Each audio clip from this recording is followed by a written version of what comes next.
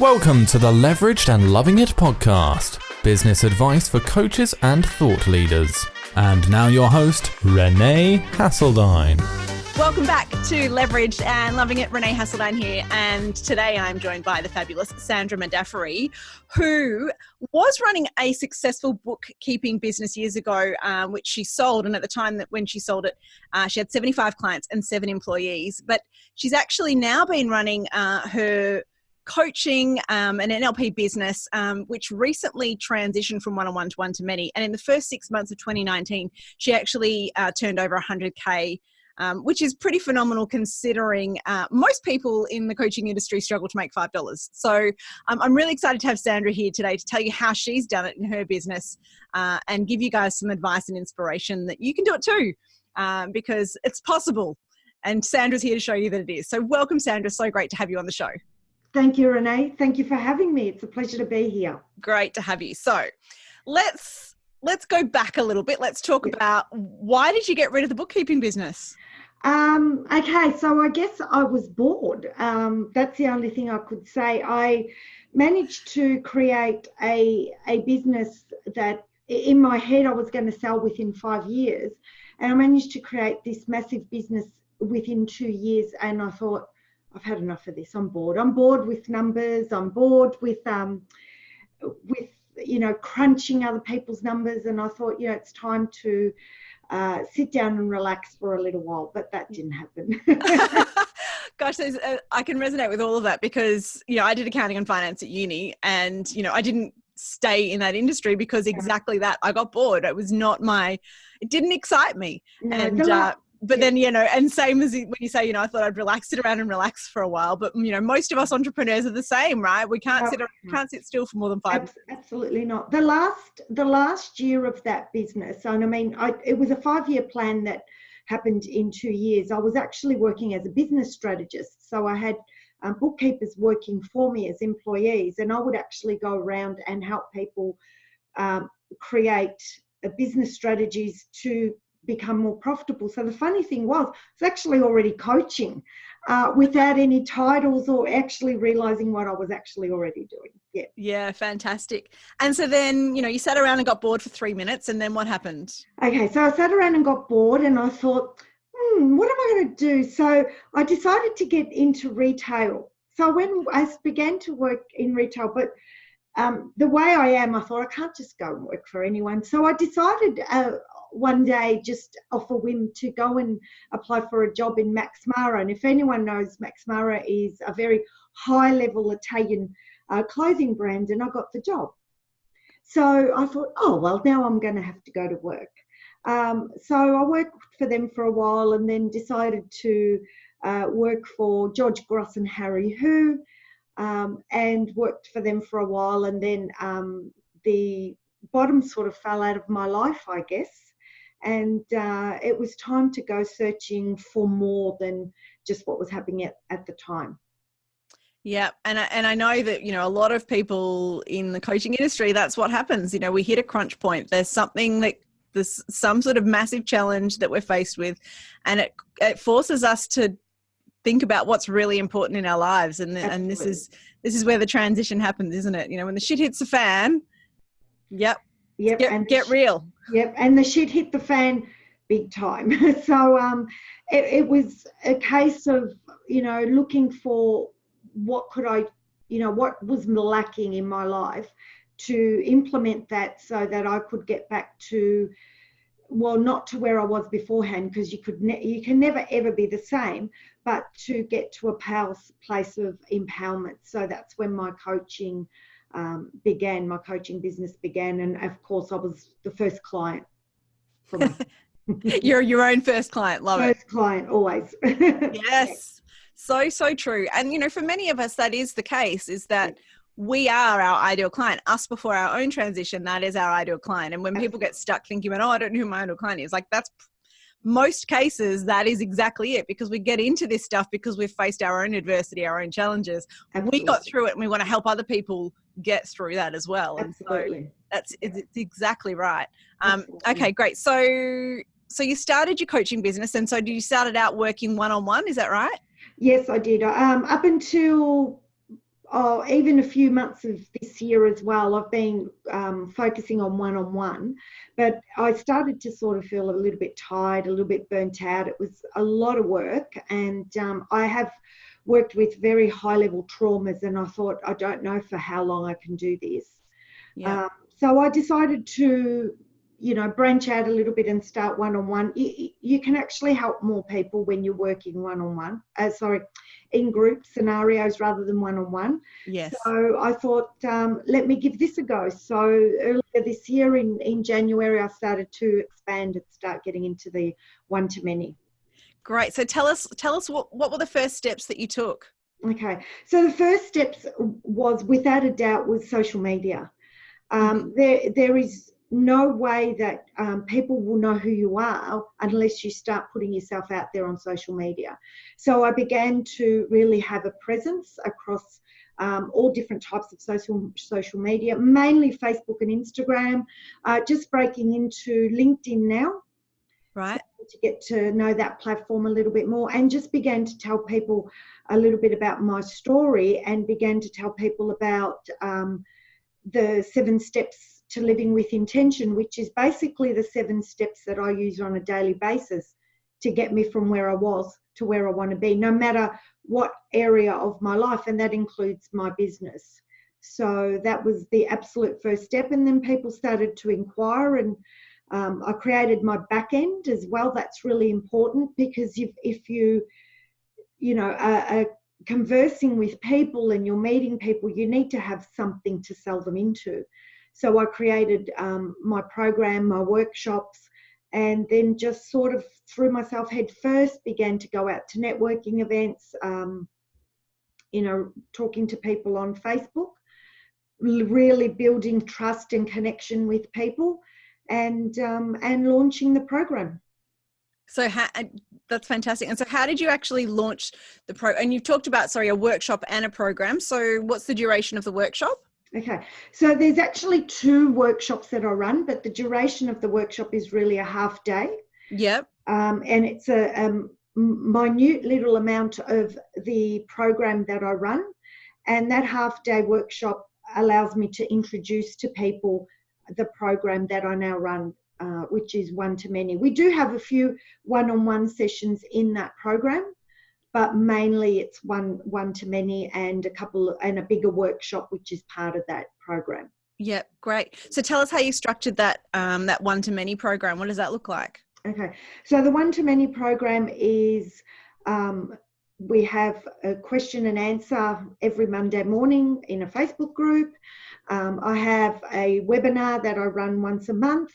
The clients have different amounts of one-on-one depending on their needs, but we try and work around 5 to 10 hours of one-on-one, and that's because when we get into the mindset work, they have to have one-on-one time with me, because mindset is a little bit difficult to do on your own. And then we have a 2-day workshop, and the 2-day workshop is quite transformational, where we do a lot of transformational work in that workshop, especially on that second day. A lot of mindset work, a lot of values work. Yep, beautiful.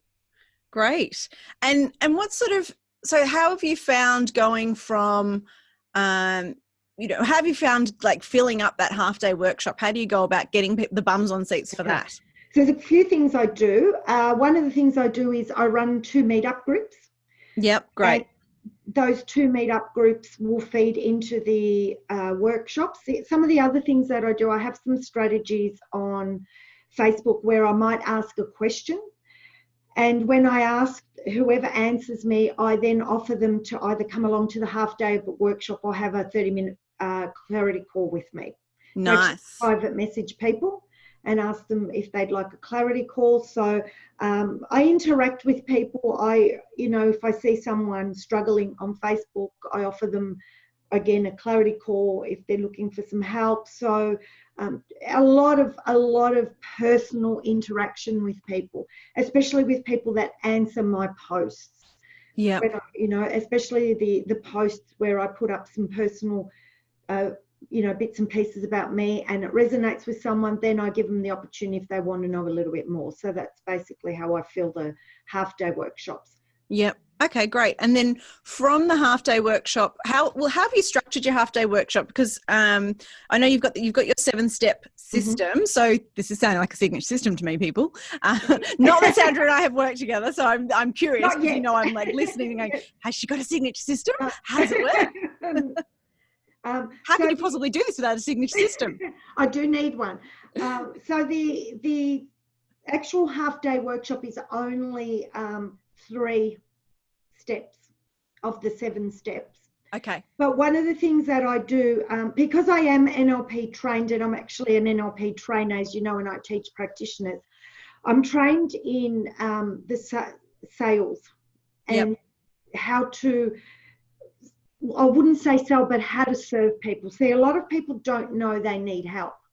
So one of the things that I do in this 3-day workshop is allow people to find the need to have more. And it was really interesting. I had a workshop last Saturday, and one of the feedbacks comments that I got was we should have some pre-work so that we can get more out of the half day. And I'm like, that's exactly what it's meant to do. You're supposed to need more. I find that a lot of coaches, we all want to really, really help, but we've also got to understand there's a business, and if you don't create some money, you can't help people. If I wasn't creating a successful business, I wouldn't be able to do this. I'd have to go out and get a job, and then there would be people I wouldn't be able to help, and that's how I look at this. So it's about, the half day is about getting people to understand that they do have a need and that there's help out there for them. And at the end of the day, it is about serving. So if people decide that they don't work with me, that's okay as well. But it gives them the opportunity to see that there is more that they can do, and there is help out there in other forms as well as what I do. Yeah, great. So you get people into the half day workshop, and then the call to action from that is your bigger program. What sort of price point are we looking at on that program? Okay, at this point, because this is fairly new, this program, actually just introduced this program in June. Yeah. And I sold 15 people into it in June, which was astronomical. Yep. And another, I think, 7 in July. So the program at the moment is $3,000, and it's slowly going up to $5,000. It is a $5,000 program. Yes. If I basically, what I do is for every 6 programs that I sell at that price, I go up another $500. So the program is just about to go up to $3,500. Yeah, fantastic. And I think this is great for people to hear, because I did a similar thing as well, Sandra. When I first started running my Authority Accelerator, I started running it at the first time was $2,000. Then I went straight to $4,000 because that was the pilot. And I was like, okay, now it's, and I know that eventually, it's currently waitlisted and I'm not running it, but it will be a $20,000 program if it ever comes back into the business, because that's just what it's worth. Yes. But we've got to kind of, our own comfort level in selling at a certain price has to grow with, what the value of the program is. And so it's great to hear that you're doing that as well, because you're not freaking yourself out by selling it at a price that makes your voice go up 2 octaves. Yeah. And then you start, then people don't trust you, right? So you've got to kind of sell where you feel confident. Yes. And I mean, the reason why I've done that too is at the moment it's still in its beta testing phase.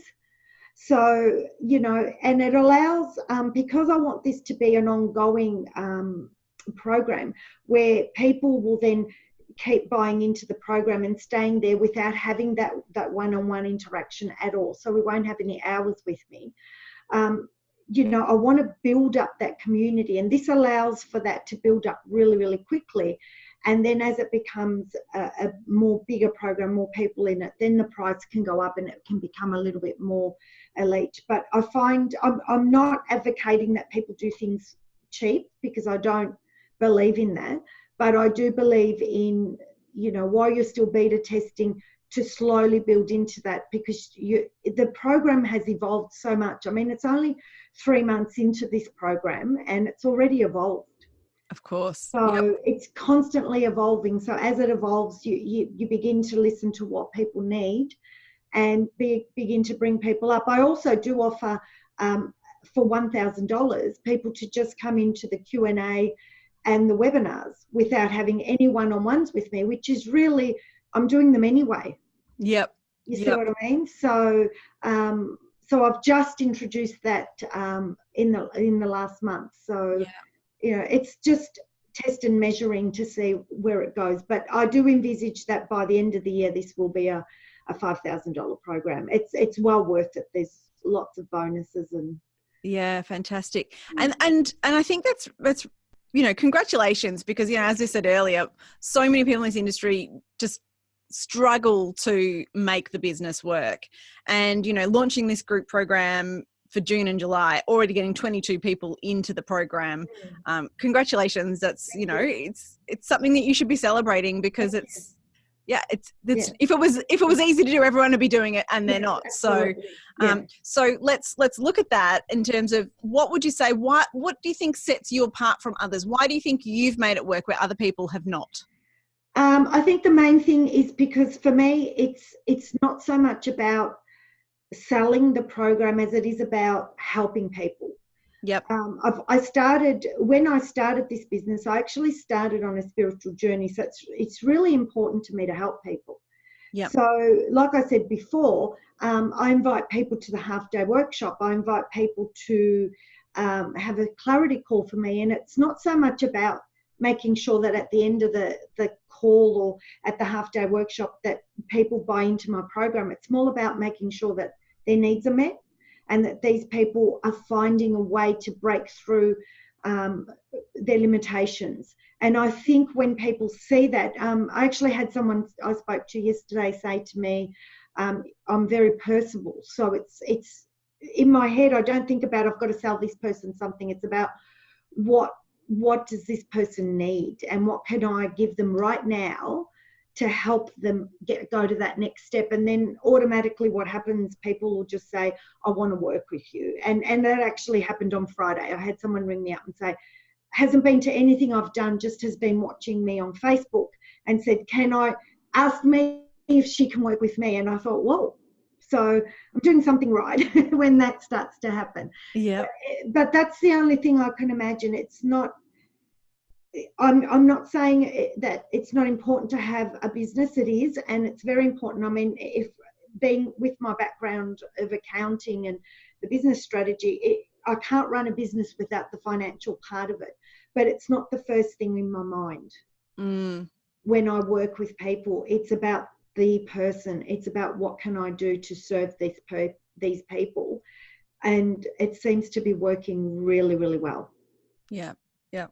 Congratulations, Sandra. So if people want to find out more about who you are and what you do, where can they go? Okay, so I do have a website, which is just www.sandramadafferi.com.au, or on Facebook.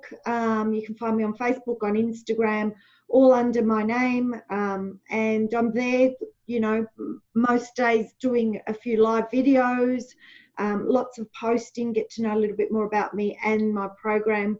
I have an actual group called Leading with Intention on Facebook, where we actually run the 7 steps every single week. So that helps people to actually see how these steps work and then be able to implement them in their own life. Fantastic. And we'll make sure all the links go in the show notes as well, so you can totally check out what Sandra's up to and how she's totally rocking her one-to-many coaching business. Congratulations, Sandra. So cool to hear your story and to share with the audience just, another way that it's possible, because there are so many ways to be successful in business, and, it's great to hear yours. So thanks for being on the show. Thank you. If I can just finish off with just telling people, be yourself. Yeah. Just be you. There's a lot of a lot of push out there to do things a certain way, which I think you can get lost in that. Yeah. I'm just me. I don't follow any trends. I just do whatever I feel like doing, and I'm just me. I don't worry about being perfect or sounding perfect. And I think that has a lot to do with it at all as well. I think people can see that it's just me. Yep. So I love that. Very important. Yeah. Yep. 100% agree. I actually, when I sign my Share Your Passion book, what I write is just be you and love what you do. And so I totally agree, Sandra. Love it. Thank you. Great. All right. Thanks so much for being on the show. It's been great to have you. Pleasure. Thank you so much. All right. We've been talking with Sandra Madafferi, and I'm Renee Hasseldine. You're listening to Leveraged and Loving It. Talk to you next week. For all the downloads and links mentioned in this episode, head to shareyourpassion.com.au.